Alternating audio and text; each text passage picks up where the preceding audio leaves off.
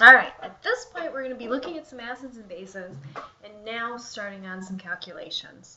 The calculations need to go hand in hand with what you are expecting is occurring. So the conceptual, really well-being of the reaction.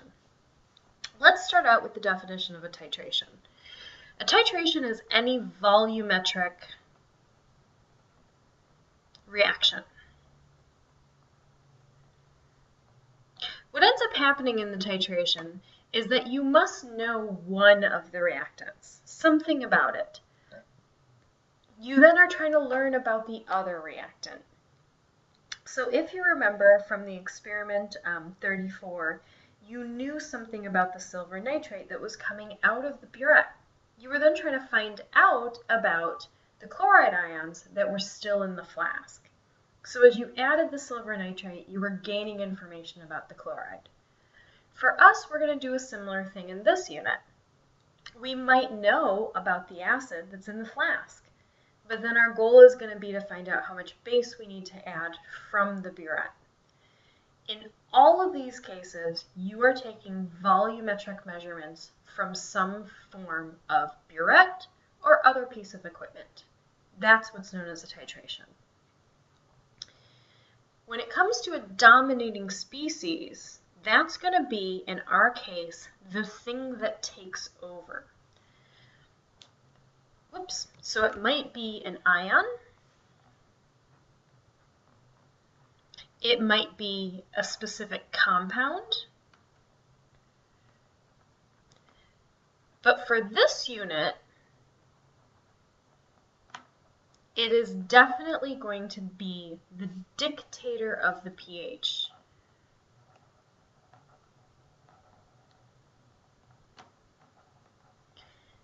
That means that you're going to be wanting to look for, do you have an acid?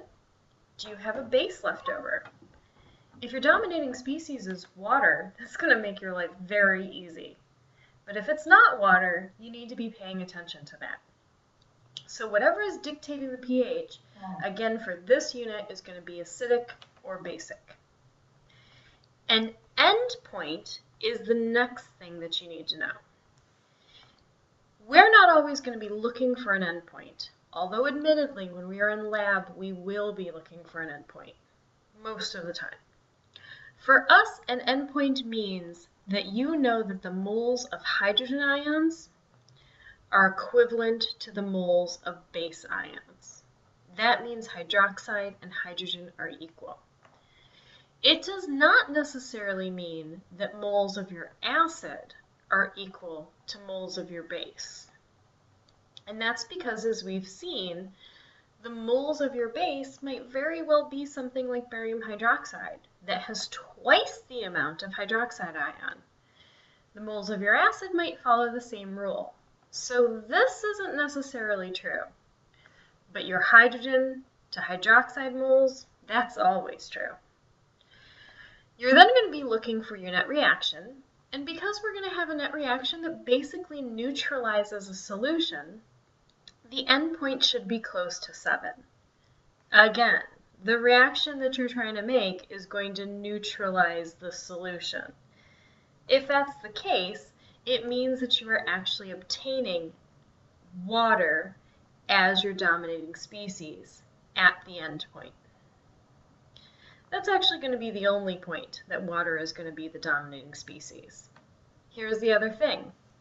That's only true if it is a strong acid, strong base reaction. So if you have awkwardly mixed a weak acid with a strong base, no problem. You just can't call the pH at the endpoint 7. Or if you've mixed a strong acid with a weak base, again, no problem. But you're not going to call that endpoint a pH of 7 either. So what we want to do is we want to have a conceptual understanding of what's occurring, both before the endpoint, at the endpoint, and at the end of the endpoint. Let's go ahead and start those calculations now. We're going to be looking at a very simple titration. This titration is with hydrochloric acid and potassium hydroxide. We've done a couple of things in this. First off, Again, the first check would be both of them are strong. Hydrochloric acid, we're going to put in red, and that potassium hydroxide, we're going to put in blue. They're both strong. The original pH of the solution means that there is 0 volume of any KOH. The entire solution is acid. And if the entire solution is acid, that means this is the representing factor. Now keep in mind, once you start mixing the HCl with the KOH, that's not going to be the concentration of HCl anymore. 1, because they're going to react, but 2, because the volume is going to be changing. So what we have is we have an HCl 100% associated right now, pretty much hanging out in a flask, waiting for something to happen. We know that its concentration has been and should be 0.25, but since it's a strong acid, that HCl doesn't even exist. Really, we've got 0.25 molar of the H plus and 0.25 molar of the Cl minus. Let's just go on ahead and plug that into our pH calculation. So we'll take the negative log of that value and come out with a number. All right, since I don't have a calculator in front of me, we're going to go ahead and use the computer calculator and take the log. So we now have a negative 0.602 from the log, but we're going to negate that, so we now have a 0.602. Well, technically, 2 significant figures in our concentration makes 2 decimal places in our answer. So just 0.60. All right, that's the very first step. We're now going to go ahead and take the HCl, and we're going to go ahead and react it with the KOH. Now, it is very useful at this point to just leave your HCl and your KOH as compounds. Do a molecular equation. And it's nice to do a molecular equation because you can keep track of things very easily. You guys are used to using molecular equations in stoichiometry. That's going to make your lives easy. As you take a look, the first thing that we want to do is we now want to join the volume and the molarity of our hydrochloric acid. So we're going to use our 0.25 and multiply by 0.025. So let's clear this. And we get 0.00625, which is going to be our moles of HCl. We've now added 25 milliliters of KOH, so 0.025 times 0.1. 0.0025 moles are present of that. Let me just double check that just in case.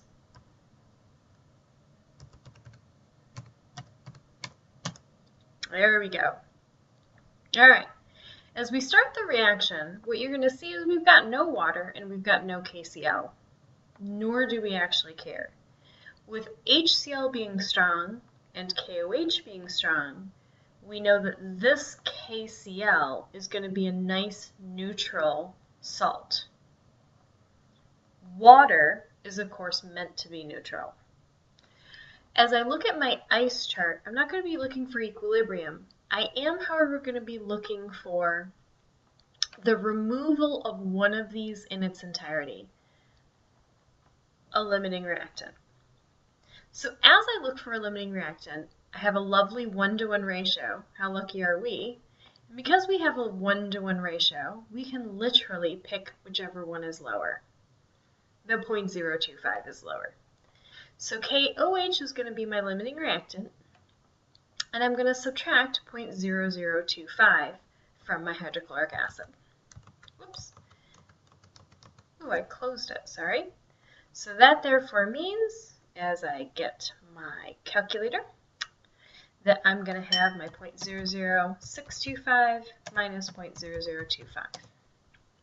And we have 0.00375.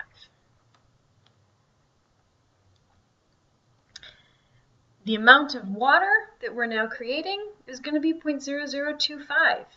Moles of water will suddenly appear. We're going to have some salt also created in that. But keep in mind, water is not going to create any change in the pH, and KCl is not either. Who's going to create the changing in the pH? That's going to be the HCl. So this leftover HCl is now in excess, and because it's in excess, it's also our dominating species. If it's dominating the reaction, its value is going to dictate what the pH is. So what we need to do is we need to take those moles, 0.00375, and we need to take the total volume, and when we take the total volume, we want to divide those moles by that total. So right now we are at a total of 50 milliliters, or 0.05 liters. And let's again take this, we're going to divide by 0.05, and 0.075 becomes our new molarity. Why do I want molarity? Because I'm about to solve pH. Plug that in, we've got a negative log of that concentration. And as we get that negative log, we are going to have a 1.12 for our new pH. All right. So if we go to KOH, we're now going to reach the equilibrium point. The equilibrium point is the exact same thing as the end point. It's the exact same thing as some people call the equivalence point. What it does, however, mean is very simply the amount of H plus has to be equivalent to the amount of OH minus. That means that if I have now started with 0.00625 of HCl, and I know that I have 0.00625 of H plus,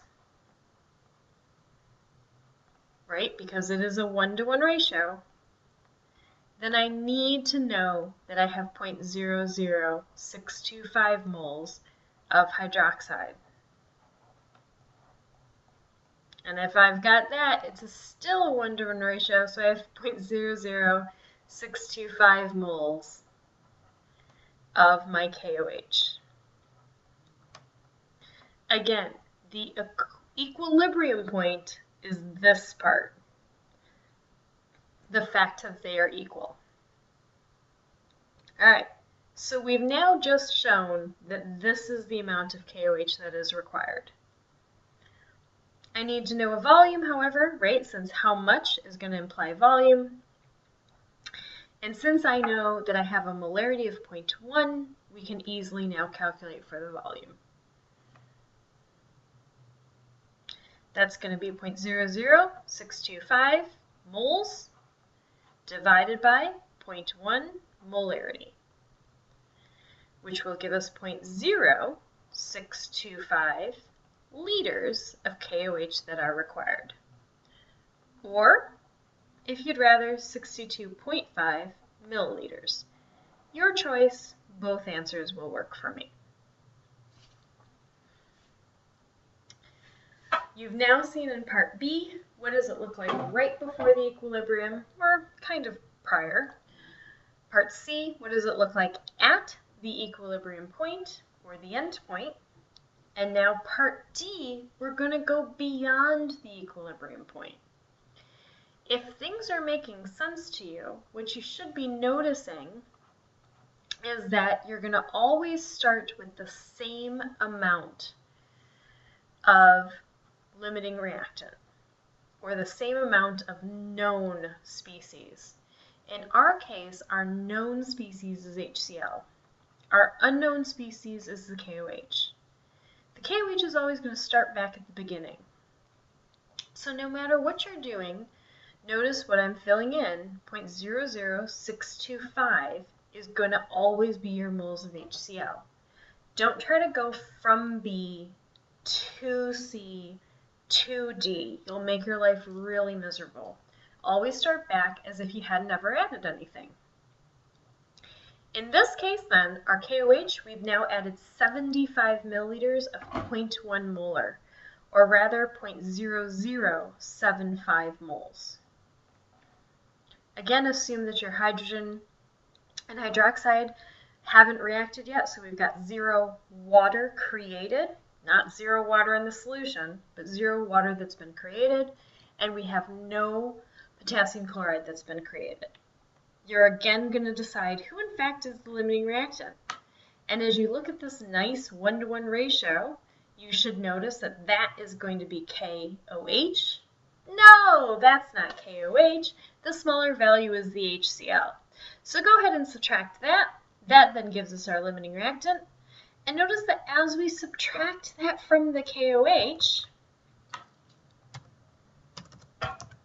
you are going to have left over base. So now we have 0.00125 leftover moles of base. Who is now the dominating species? Right, the base is. So all of a sudden, the base is going to take over the entire pH of the solution. If the base is taking over the entire pH of the solution, we're going to need to know, because these are moles of base, in this case hydroxide, because it's a 1-to-1 of KOH to OH, we're going to divide by the total volume, which remember, looking above, we started with 25 milliliters of HCl. We've now added 75 milliliters of KOH. That means we actually have added a total of 100 milliliters, which is 0.1 liters.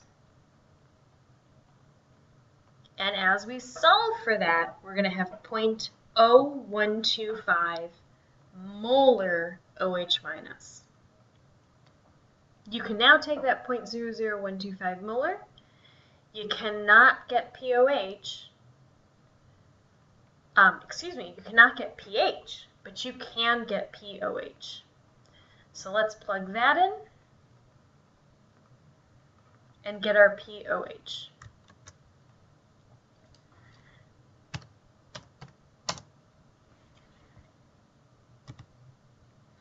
We have a POH of 1.90.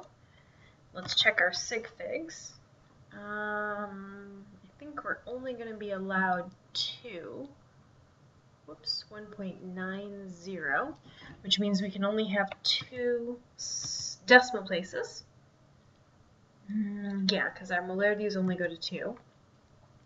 And then again, your pH is not going to be that value, but we're going to take 14 and subtract that value, and you end up with a 12.10 for your pH. All right. As you look at that, man, that is some drastic pH changes. So let's go back and review. We started out with absolutely no base added to the acid and a super low and very acidic 0.6 pH. We added quite a bit of base, and we only made that pH 1.12. That's actually not very high. We add some more base, and we hit, do you know the pH? pH of 7, because all of the acid and all of the base reacted together. And we have a total dominating species of water. And then we got all the way to adding just a touch more KOH, and now our pH has skyrocketed to a number of 12. Let's turn the page and plot that. At the very top of the page, you're going to notice we're going to put our pH values over here on the y-axis. Let's go ahead, roughly from 0 to 14 is kind of how we're going to roll. So let's split it in half. That's our 7. We're going to plot the volume of KOH along the x-axis. And one more time, let's just plot. So from part A, we were here with a pH of maybe 0.6. We had 0 volume going on. We got up, we were able to add 25 milliliters, and as we added 25 milliliters of KOH, we got to a total of 1.12. We then hit not 50, which would be right about there, but 62.5 milliliters, and now we were up at 7. We then added just a touch more, which meant that we actually got to 75, which is right here, and we were all the way up at about 12. That means that your curve is going to look something like this. So with a strong acid, strong base titration, you are going to have one neutral point. And that is when both the acid and the base are limiting. That's also when you have an endpoint. And when you have the endpoint, it's because you have now gotten the hydrogen and the hydroxide ions to be exactly the same amount. Everything before that means that you have, whoops, that's the wrong color. Everything before that means that you have an acid dominating. And because you have the acid dominating, you also have a pH that is quite low, typically lower than 7. And the second you put a drop in beyond that, you have the base dominating.